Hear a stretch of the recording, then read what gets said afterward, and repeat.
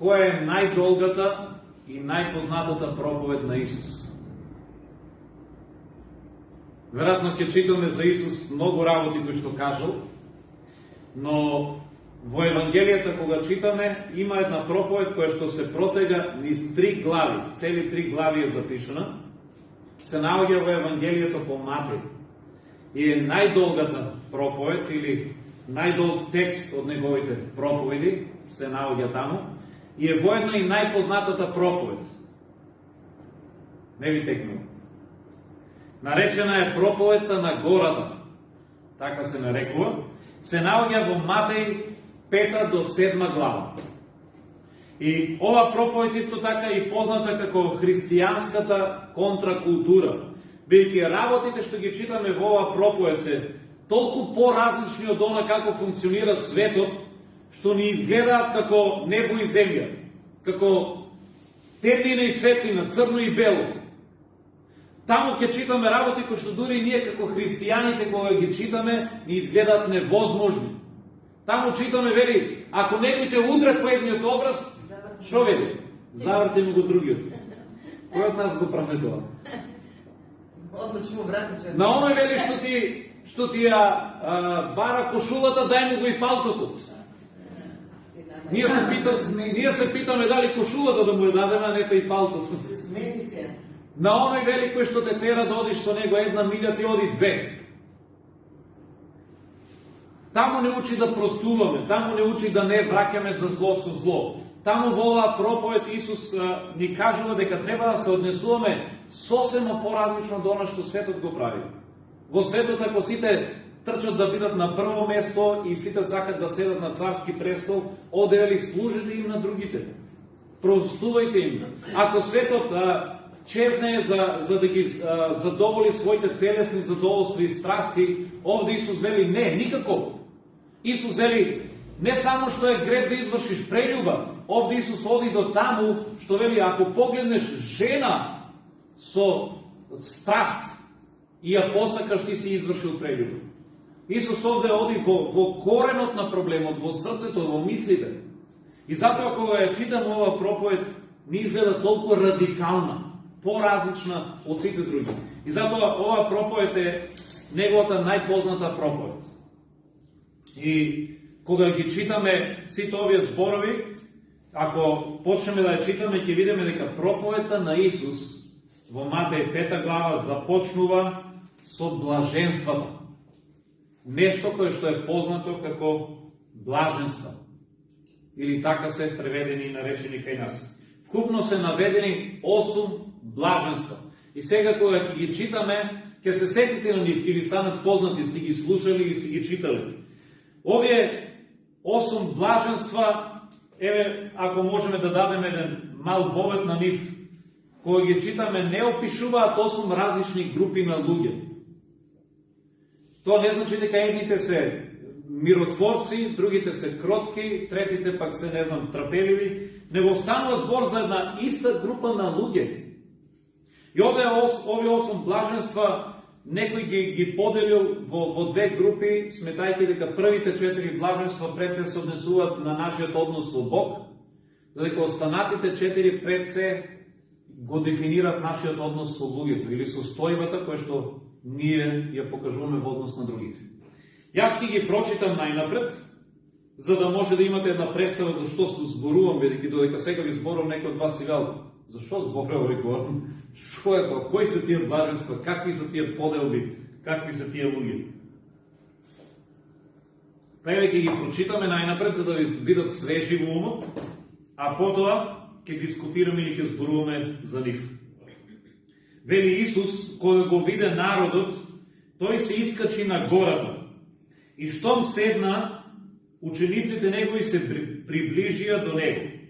И откако ја отвори устата своја, тој ги поучуваше и говореше. Блажени се бедните по дух, зашто нивно е царството небеско.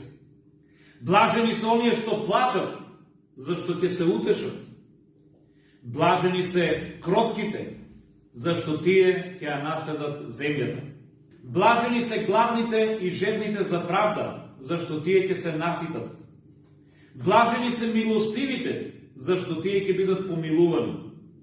Блажени се чистите по срце, зашто тие ќе го видат Бога. Блажени се миротворците, зашто тие ќе се наречат синови Божии. Блажени се и гонетите заради правда, бидејќи нивно е Царството Небесно. Блажени сте и вие, кои ќе ве срамат и прогонуваат и кога лажно ќе говорат против вас секакви лоши зборови заради мене. Радувајте се и веселете се, зашто голема е вашата награда на небесата. Така ги гонеа и пророците што беа пред вас. Еве тука завршува делот за блаженството. И сега вероятно имате по-свежа и по-ясна слика зашто зборувам денеска. Сите сме ги знаели. Да, сме ги знаели, сме ги слушали. Значи, кога зборуваме за блаженството, се мисли на овие нешта. И ние ги слушаме овие категории, овие особини, кои што Исус ги препознава кај луѓето, и си велиме за кои луѓе станува збор. Најнапред реков дека овде не се мисли на 8 различни групи на луѓе. Значи има едни група на луѓе, едни кои што се миротворци, а други па на другата страна се кротки. На трета страна па има некои што се прогонети, или на четврта страна има па група што се чисти по срце. Не. Исус овде зборува за една иста група. Пред се христијаните, и тој вели дека во нас треба да се препознаат овие особини.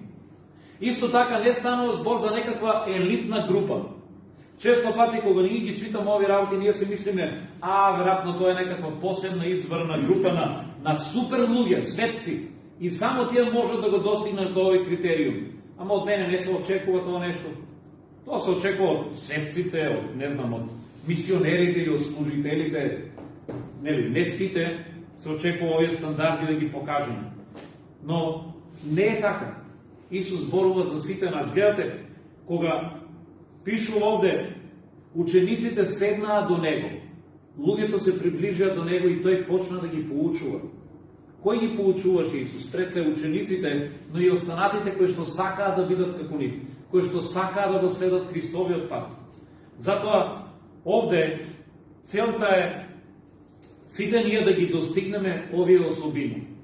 Нешто слично како 9 плодови на Духот. Знаете, кога читаме за плодовите на Свети Дух, вели плодовите на Духот се радост, мир, долготрпение. Тоа не значи дека еден од нас ќе има радост, друг пак се очекува да има мир, него сите овие 9 плодови се очекува ние да ги градиме во нас, да созреваме во нив. Треба да се пројават кај нас. Затоа, добро што на самиот почеток да се знае на која група се однесува.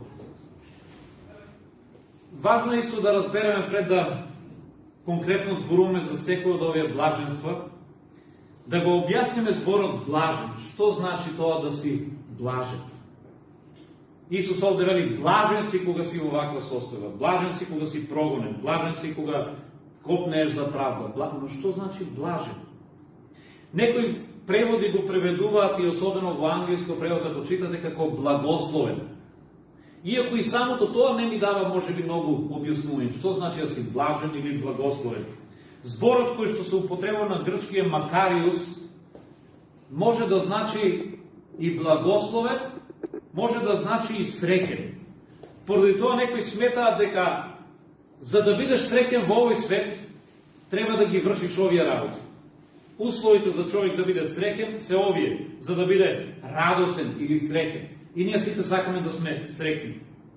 Но верувам дека овде пред се не се мисли на среќата како емоција или чувство. Зашто ако е така, во некои ситуации овие стихови биле контрадикторни. Пред се затоа што чувството е променливо, тоа не е трајна состојба, а второ, ние читаме овде, например, вели, блажени се оние кои што тагуваат. Ако зборот го преведеме како среќен, би било среќни се оние што тагуваат, или радосни се оние што тагуваат. Не може истовремено да си радосен и да тагуваш. Затоа овде не се мисли на радост или на среќа, која што е емоција, чувство. Туку под терминот блажен, овде најчесто се мисли на една посакувана состојба. Кога Исус вели, блажени сте вие кога ве прогонуваат, или блажени се миротворците, блажени се оние што се бедни по дух. Исус сака да каже дека ова се луѓето кои што го имаат Божјото одобрение, кои што имаат Божјата поддршка и благонаклоност, заради состојбата во која што се наоѓаат, но и начинот по кој што тие реагираат. Во таа смисла се мисли на тоа дека Бог е задоволен со овие луѓе. Блажени сте вие, значи, вие сте во состојба во која што Бог ви е благонаклонен. Вашата состојба е исправна. Кажано поинаку, она што овие луѓе го прават, Бог го препознава како исправно и тие ги заслужуваат Божите благослови и награди. Тоа е поентата или значењето на зборот блажени сте. Затоа сметам дека македонскиот превод многу соодветно го употребил овој збор. Блажен, не благословен, не среќен, туку блажен. Не знам дали сте слушнале, исто така знае нашиот народ да каже за жена која што е во брак, нели, која што забременила. Ние знаеме да кажеме блажена, или ова жена е во блажена состојба, нели, така знаеме да кажеме. Зошто е во блажена состојба? Затоа што ова жена го прави она што е исправно. Ова жена си е исполнува незината улога да биде мајка. Таа се радува на тоа што носи живот и знае дека ќе дојде еден ден, ќе излезе едно бебе на кое што ќе му се радува. Затоа ние велиме незината состојба е блажена состојба. Може би таа во моментот поминува и некакви тегови. Знаеме, нели, бремената жена знае да и се лоши, знае да повраќа, па и е тешко, поради бременоста тешко се движи, некојаш може да има болки во грбот. Нели, физички таа многу не се радува, физички многу не е среќна, дури може да има и болки, и проблеми, и да и се лоши, и да и се гади, но незината состојба е блажена затоа што таа прави нешто што е прекрасно, нешто што е чудесно. Таа носи еден нов живот. Таа ја исполнува улогата што ја дадена од Бога. И затоа ние велиме ова жена е блажена. Затоа овие луѓе кои што се наброени овде, ова категорија на луѓе се наречени блажени, бидејќи тие му угодуваат на Бога. Тие се во состојба која што е богоугодна. Сега, дали сакаме ние да сме блажени? Да бидеш блажен или да сакаш да бидеш блажен во блажена состојба, значи да сакаш да му угодуваш на Бог. Значи да си во состојба која што му е угодна на Бог. Да го бараш Божјото одобрение, а не човечкото. И сега тука можеме да си го поставиме прашањето, дали ние сме во таа категорија на луѓе? Дали во нашиот секојдневен живот, во нашите секојдневни одлуки, во она што го правиме и во нашата состојба, дали се обидуваме да му угодуваме на Бог или на луѓето? Дали сме му угодни на Бог во тоа што го правиме? Ако сме, тогаш ние сме во состојба на блаженство. Ние сме блажени затоа што ја имаме Божјата благонаклоност. Бог, гледајќи од горе на мене и на тебе, гледа и вели: јас сум задоволен со тебе. Ти си блажен. Ти си блажена. Јас ја имам мојата благонаклоност кон тебе. Моите благослови и моите ветувања се за тебе. Затоа Бог за оваа категорија луѓе вели блажени се, бидејќи тие му се угодни на Бога. Затоа се поставува прашањето колку ние му угодуваме на Бог. Запрашај се дали во твоите одлуки му угодуваш на Бог или пак на себе си или на луѓето. Ако се сеќавате во Галатјаните 1 глава, 10 стих, апостол Павле беше обвинет дека тој нештата што ги прави заради луѓето. И Павле овде во своја одбрана се брани себе си и кажува, вели: ако јас се обидував да им угодувам на луѓето, немаше денеска да бидам Христос слуга. Не знам дали сте го читале тој дел. Павле вели: на кого се обидувам да му угодувам? На луѓето или на Бог? Вели, ако јас сакав да им угодам на луѓето, ја се уште денес ќе си бев фарисеј. Бидејќи мојот народ бараше тоа да бидам. Но јас одлучив да бидам Христов слуга, дури и по цена да бидам прогонет, напаѓан, да загубам се, затоа што пред се мојата цел беше да му угодувам на Христос. И понекогаш кога ние сакаме да му угодуваме на Бога, ќе се конфронтираме со луѓето. Ако сакаме да сме во состојба на блаженство, во кое што Бог ќе го имаме Божјото одобрување, нема да го имаме одобрувањето на луѓето, бидете сигурни. Бидејќи луѓето во овој свет често пати ќе барат од вас работи спротивни на оние кои што Бог ги бара. Исто така, кога читаме во Дела апостолски 4 глава, 19 стих, Петар и Јован беа фатени од Синедрионот и беа тепани и дури ставени во затвор заради тоа што проповедаа за Христос. И кога ги пуштија од затвор, ги пуштија со опомена: ве пуштаме, ама повеќе за Христос да не сте зборувале. И знаете ли што им одговорија Петар и Јован? Еве ги ги прочитам, вели: пресудете самите, право ли е пред Бога да ве слушаме вас повеќе отколку Бог? Или право ли е пред Бог на вас да ви угодуваме повеќе отколку на Бог? На кого треба пред се да се обидуваме да му угодуваме? Самите ве кажете, пресудете, вие кои што се сметате за Божи слуги. И овие останале без зборови, веќе знаат кој е одговорот. Одговорот е на сите нас кои што се сметаме за Божи луѓе, Божи деца, е пред се ние треба да му угодуваме на Бога. Да сме му него угодни. И затоа во се едно нешто што правиш, ако не си сигурен, постави си го прашањето дали ова што сега го правам и дали состојбата во која што сега се наоѓам му е угодна на Бог. Дали Бог би бил задоволен со мојата состојба или со она што го правам, со мојата одлука.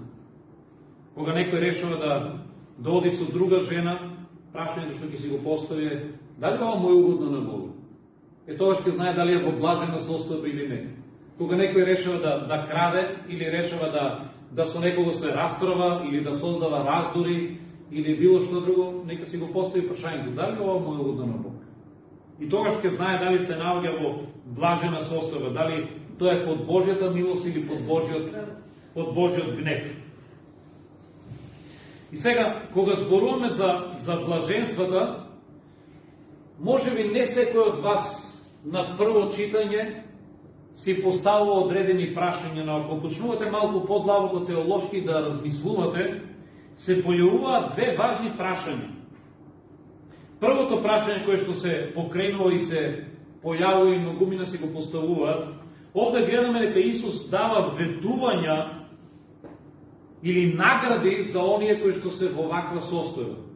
Сите овие блаженства содржат награди, ако забележате, или ветувања. Еве читајте. Блажени се, вели, бедните по дух, зошто?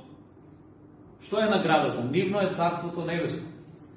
Читаме понатаму, вели, блажени се оние што плачат, зошто? Кое е ветувањето? Бидејќи ќе бидат утешени. Исус вели, јас ви ветувам, ќе имате награда. Наградата е дека ќе добиете утеха.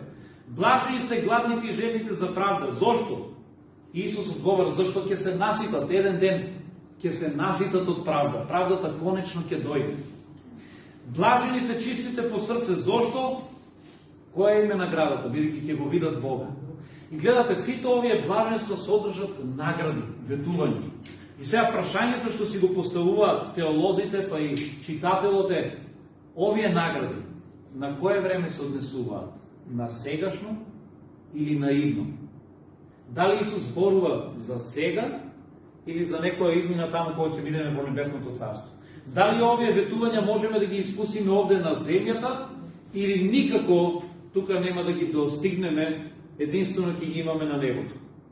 И ова е релевантно прашање. Но ако гледаме граматичката форма во која што се поставени, ќе видиме дека само првото и последното се поставени во сегашно време.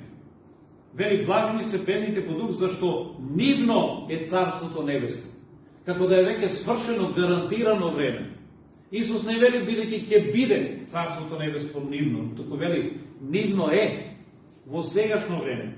И последниот вели, блажени сте кога ве срамат и прогонуваат заради мене, радувајте се и веселете се, зашто голема е вашата награда. И ова е во сегашно време. Сите останати го содржат зборчето ке. Вели, бидејќи ќе ја наследат земјата, бидејќи ќе бидат помилувани, бидејќи ќе го видат Бога, бидејќи ќе се наречат синови Божи. Значи, се добива впечаток дека ова не е за сега, туку е за некое идно време. И сега, факт е дека голем дел од овие ветувања многумина нема да ги искусиме сега. Но истовремено не можеме да кажеме дека некои од овие ветувања не можеме да ги имаме и овде на земјата. Например, вели блажени се миротворците, зашто ќе се наречат синови Божи. Синови Божи и ќерки Божи ние можеме да бидеме наречени уште овде на земјата, не на небото. Уште на земјата ние можеме и го имаме веќе епитетот и ни е дадено правото. Ако читате во Јован, што пишува таму? Јован 1 глава вели, оние, како? Ќе се наречат Божи деца. Да, таму пишува дека оние кои што поверуваа во Христа, им се даде правото да се наречат синови Божи или Божи деца. Така да ти уште сега го имаш правото да се наречеш син Божи или ќерка Божја. Не мора да чекаш да стигнеш до небото. Некои од овие работи ќе ги искусиме уште на земјата. Но во голема мера морам да признам дека овие блаженства се однесуваат можеби делимично сега, но 100% ќе ги искусиме во иднината кога Христос ќе дојде, кога ќе се врати повторно. Тогаш во целосна форма 100% ќе ги искусиме овие нешта. И еве, ако не сте сигурни, можеме повторно да ги читаме и да видиме. Вели, блажени се оние што плачат, зашто ќе се утешат. Кога ќе добиеме целосна утеха? Кога Христос ќе се врати повторно. Кога ќе дојде Царството Небеско, кога ќе видиме дел Небесно Царство. Блажени се, вели, оние со чисто срце, зашто ќе го видат Бога. Кога ќе го видиме Бог во физичка смисла? Кога Христос ќе се врати повторно, кога ќе видиме дел Небесното Царство. Блажени се гонетите заради правда, бидејќи нивно е Царството Небеско. Царството Небеско во целост на 100% смисла ќе го доживееме тогаш. Во сите овие ветувања 100% ќе бидат исполнети во иднина кога Христос ќе се врати. И ова е одговорот на првото прашање, дали овие награди и ветувања се однесуваат за сега или за иднина. Не треба да бидеме обезхрабрени, ако дел од овие работи не ги искусиме сега или не ги добиеме, но знаете, овие блаженства и овие ветувања имат за цел токму да ни дадат надеж и да не охрабрат. Кога ние во овој свет се чувствуваме онеправдани заради тоа што сме христијани и живееме праведно и не угнетуваат, кога правдата не е задоволена, Исус ти вели стрпи се. Стрпи се, бидејќи ќе ја дочекаш наградата, ќе се наситиш еден ден на правда. Кога ние сме прогонети, Исус вели стрпи се, бидејќи еден ден ти ќе бидеш во Царството Небеско, оние што ве прогонуваат нема да бидат. Кога ти си миротворец и си велиш, добро, шо корист од тоа нешто што јас се обидувам да ги помирам луѓето, што цело време сум за мира, не за насилство. Исус вели, да, ама знај дека заради тоа нешто ти имаш епитетот син Божи или ќерка Божја. Ти знаеш ли чиј представник си? Ти го представуваш Бога лично, ти си негово дете. Кога ти плачеш и бараш утеха, Исус вели, стрпи се еден ден, ќе добиеш утеха. Некои од овие работи ќе ги добиеме и сега. Бидејќи факт е дека милостивите и денеска може да искусат Божјата милост. Оние што плачат и денеска може да искусат Божјата утеха.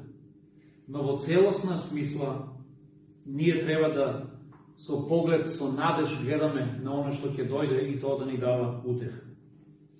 Второто прашање, кое што исто така е теолошко, веројатно многумина од вас кога ги читате блаженствата не сте си го поставиле, но е исто така релевантно и прашање на место, е прашањето дали овие блаженства учат спасение преку дела. Ние како христијани веруваме дека се спасуваме единствено по благодат, по вера. И веруваме дека за нашето спасение е заслужен единствено Христос. Во Ефесијаните апостол Павле вели дека се спасуваме не по дела за никој да не се пофали, туку вели по благодат, по вера. Христос ја плати цената за нашето спасение. Ние немаме, по никаков начин немаме можност да го заработиме. Па сепак слушајте овде, се добива впечаток дека Исус поучува, ако сакаме да влеземе во Царството Небеско, ако сакаме да се спасиме, ние треба да ги покажеме овие резултати. Слушайте што вели. Вели, блажени се гонетите заради правда, бидејќи нивното е Царството Небеско. Значи, ако не гонат, нема да го наследиме Царството Небеско. Исто така на почеток, блажени се бедните по дух, зашто нивно е Царството Небеско. Блажени се чистите по срце, зашто ќе го видат Бога. Значи, ако ти не покажеш радка чисто срце, нема да го видиш Бога. Ако ти горан, не си ставиш во ситуација да си прогонет, нема да го видиш Бога. Се добива впечаток дека ние треба да ги покажеме овие дела, на дело треба сето ова да го правиме, за да добиеме спасение. Дека треба да живееме по ваков начин пред се, па Бог да погледне дозгоре и да каже, добро, Горан се труди, Горан покажува и миротворец е, и се труди за мир, и прави се тоа, ќе му ставаме едно плюсче. Овој не се труди, не го прави тоа, за него нема плюсче, нема да влезе во Царството Небеско. Дали ова значи дека ние треба да ги заслужиме овие работи? Дали треба да го заслужиме Царството Небеско и дека се спасуваме преку дела? Кога гледаме вака на работите, нели да бидем искрени, се поставува прашањето, самото прашање некако испливува на површина, читајќи ги блаженствата. Па сепак одговорот е не. Исус не поучува овде дека ние треба да го заслужиме спасението. Ова можеме да го видиме можеби уште при првото блаженство. Во првото блаженство Исус вели, блажени се бедните по дух, бидејќи нивното е Царството Небеско. Беден по дух ќе зборуваме себе и за тоа што значи ќе навлеземе подлабоко, но едно од работите кој што значи да си беден, значи дека немаш ништо да понудиш. Кога си беден, ти чекаш некој друг да те избави. Кога си беден, ти велиш, нели, аман, смилувај ми се, помагај. Затоа овде нема никакви дела да покаже таа личност, него потполна зависност од другиот. Во овој случај потполна зависност од Бог. Затоа овде Исус кажува, не поучува спасение преку дела, него спасение преку зависност од Бог, во кој што ние покажуваме, немоќен сум, Господе, од Тебе зависам. Мартин Лутер многу добро го објаснува ова нешто. Тој кажал дека блаженствата сушност не учат на две работи, или има две цели. Првата цел на блаженствата е да му покаже на човекот дека овие поведенија не може да ги постигне со своји сили и да го насочи кон Христос. Да бидем искрени, кога ги читаме овие блаженства, ние ги гледаме како посакувана цел, ама истовремено и како невозможна цел. Нели понекогаш си размислил, ги читаш овие нешта и викаш, нема шанси јас ова да го постигнам. Нема шанси, ако треба јас ова, нема шанси да го постигнам. Јас, например, да издржам да бидам прогонет, или да бидам миротворец, или да бидам постојано милостив, не знам, да бидам кроток. Кој од нас не е избувнал во одредена ситуација? Кој од нас толку лесно дозволува да страда и да биде прогонет? Ние сакаме сите удобство, не сакаме да страдаме заради Христос. И викаме, ако треба мене да ме притиснат, да ми стават нож на шија, не знам, ја би се откажал одма. Ако треба да ме стават таму на клада и да ме палат, и јас да горам таму заради Христос, веројатно би викнал уште првата секунда, се откажувам. Кога ги читам овие работи, нас изгледа невозможно да ги исполниме. И навистина со своји сили е невозможно. Ние сами не можеме. Затоа те имат за цел да не насочат кон Христос. Да ни покажат, ти не можеш да ги достигнеш овие цели. Тебе ти е потребен Христос. И втората цел е да му покаже на човекот кој се оправдал преку Христос како треба да живее правилно. Факт е дека поведењата кои што се наброени овде се плод на еден човек кој што живее живот исполнет со Светиот Дух. Само така ние можеме да живееме ваков живот, опишан во овие блаженства.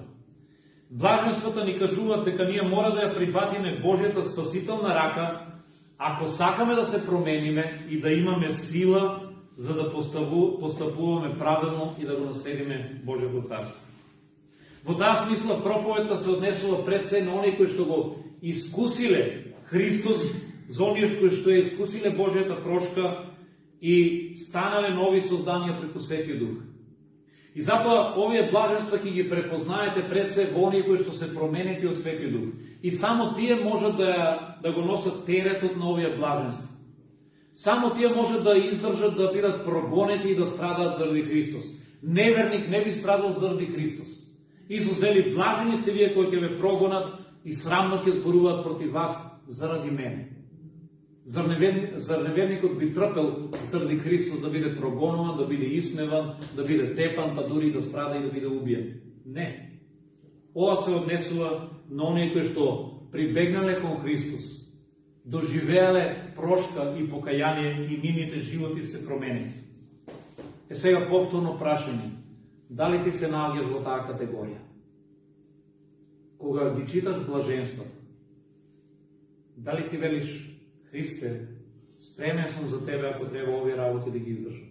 Христе, сакам и јас како Тебе да бидам миротворец. Христе, дај ми сила и јас да бидам кроток, да бидам добар, да бидам милостив. Сакам и јас да го Твојот карактер пресликам во мене. Тоа е можно само ако го имаме Свети Дух во нас. Затоа повторно е прашањето: во која категорија се наоѓаш ти? Може да се наоѓаш во категоријата, во оние за кои што Мартин Лутер зборува, во првата цел, кога читам и велим ова е невозможно сам да го исполнам, тогаш блаженствата имат за цел да те приближат до Христос, да сватиш дека без Него не можеш. Или може да се наоѓаш во втората категорија, веќе си ја искусил Христовата прошка, го имаш Свети Дух кој што те менува, во тој случај ти си во тие луѓе кои што ова можеш да го постигнеш со силата на Светиот Дух.